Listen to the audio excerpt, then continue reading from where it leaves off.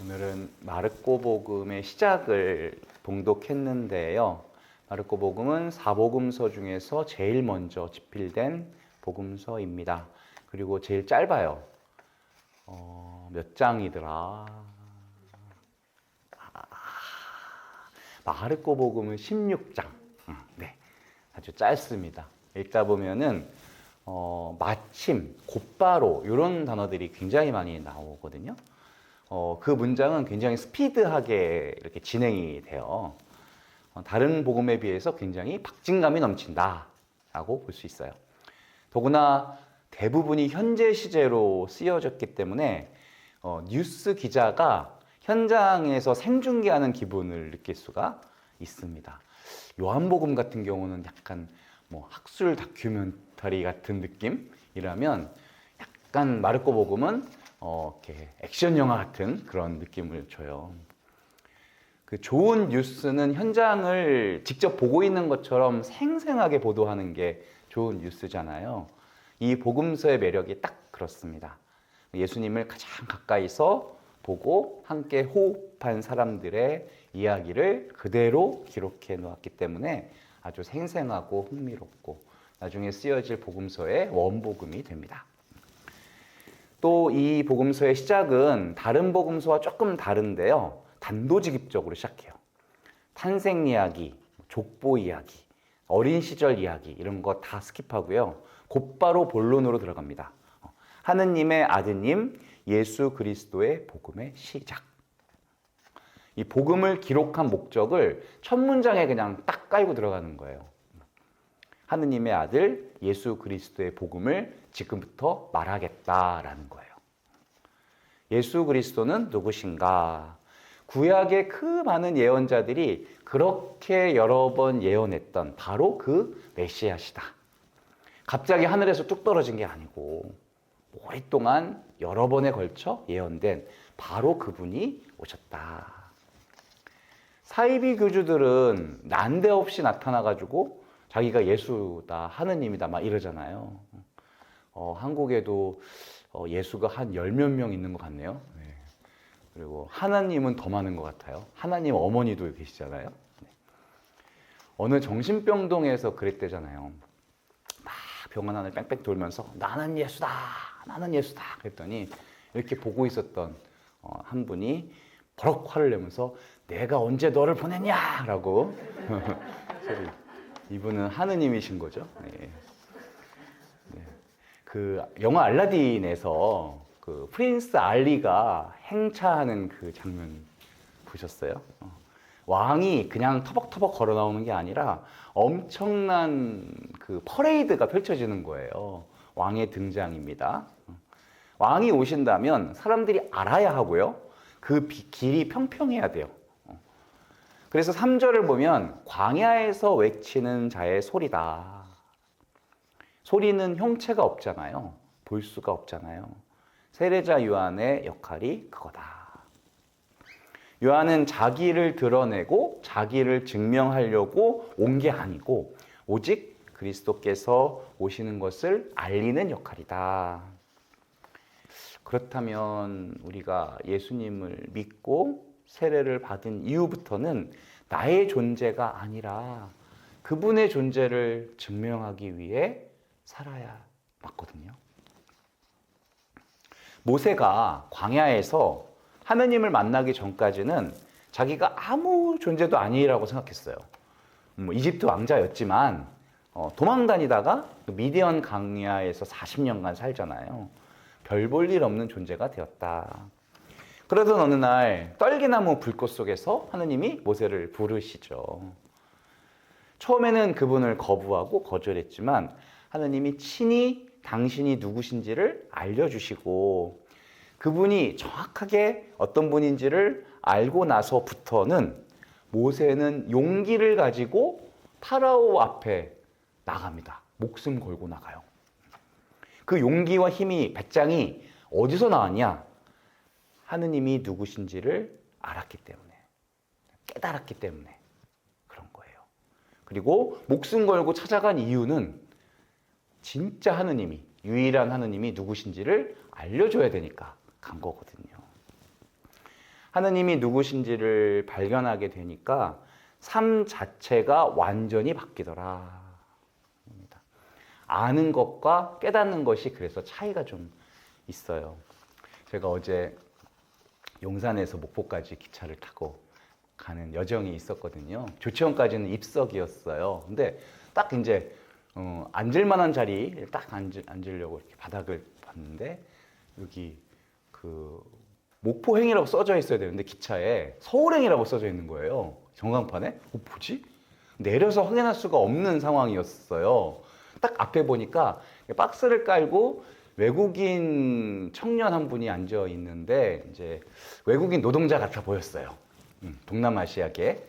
근데 그분에게 내가 이거 목포행 맞아요? 라고 물어보기는 왠지 좀 꺼려지는 그런 거 있죠. 그분이 뭐 우리말 못 알아들을까 봐도 있지만 왠지 먼저 말 걸기가 좀 어려운 그런 거. 저기까지 가서 주무시고 계신 할아버지한테 다급히 묻고 왔어요. 어르신, 목포행 맞아요? 맞다고. 그래서 이제 그분을 무시하고 앉으려고 했는데 그분이 깔고 앉아 있었던 박스를 반 잘라갖고 저한테 앉으라고 주는 거예요. 이거 앉으세요 라고 하면 주는 거예요. 제가 얼굴이 빨개지고 그렇지 않아도 빨간데 너무너무 미안하고 정말 너무너무 고마워가지고 생수 한 병 사다 드리긴 했지만 이렇게 내가 뭐 글로벌 마인드가 부족한 거기도 하지만 사람이 편협되었구나라는 반성을 내내 하고 왔어요.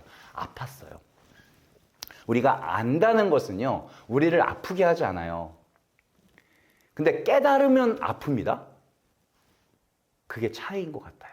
그래서 우리가 어떤 사실을 알게 되었는데 내가 아파. 그럼 그건 깨달은 거예요. 저는 어제 깨달았어요. 내 자신이 요거밖에 안 되는구나 라는 걸요. 우리 신앙의 가장 큰 주제가 하느님이 누구신지를 깨닫는 거잖아요. 그걸 온전히 내가 알게 되면 아주 상상도 못할 일들이 벌어지는 거죠. 내가 어떻게 살아야 될지, 내가 어디 있어야 될지, 내가 뭘 해야 될지가 저절로 방향지어지는 거예요. 우리 인생이 소모품으로 끝나면 안 되잖아요. 목적이나 역할이 분명하지 않으면 우리 인생은 소모되고 말아요. 내가 왜 존재하는지, 내가 뭘 해야 되는지를 알지 못하면 계속 방황해요. 우리는 우리 자신이 누구인지 잘 몰라요. 내가 누군지 모르면 실수를 하게 되고요. 내가 누군지 평생 모르고 살면 실수가 아니라 실패한 인생이 되는 거예요. 그렇게 인정받으려고 매일매일 노력하고요. 주변 시선 의식하면서 내 삶을 사는 게 아니라 사람들 평가에 맞게 살아가고 있는 거예요. 하지만 오늘 세례자 요한은 자기가 누군지 정확히 압니다. 내가 뭘 해야 되는지, 내가 어디 있어야 하는지 분명히 알고 있어요. 광야에서 외치는 자의 소리. 형체가 없어요. 얼굴도 없어요. 소리로 존재하는 사람이 무슨 명함을 갖고 다니겠어요? 이런 관점에서 강론하는 사제의 역할을 좀 묵상해 봤어요. 강론하는 사제도 소리여야겠구나. 당연한 거죠. 하느님의 소리를 받아서 전달만 해주면 되는 거니까 이게 어려운 게 아니에요. 이 말씀의 식탁의 설교자는 내가 하고 싶은 말을 할 자격을 받은 적이 없어요. 그래서 나를 드러내려고 해서는 안 되고 내가 하고 싶은 소리를 해서도 안 되고 이게 중요한 건데 백성들이 듣고 싶어하는 말도 하면 안 돼요.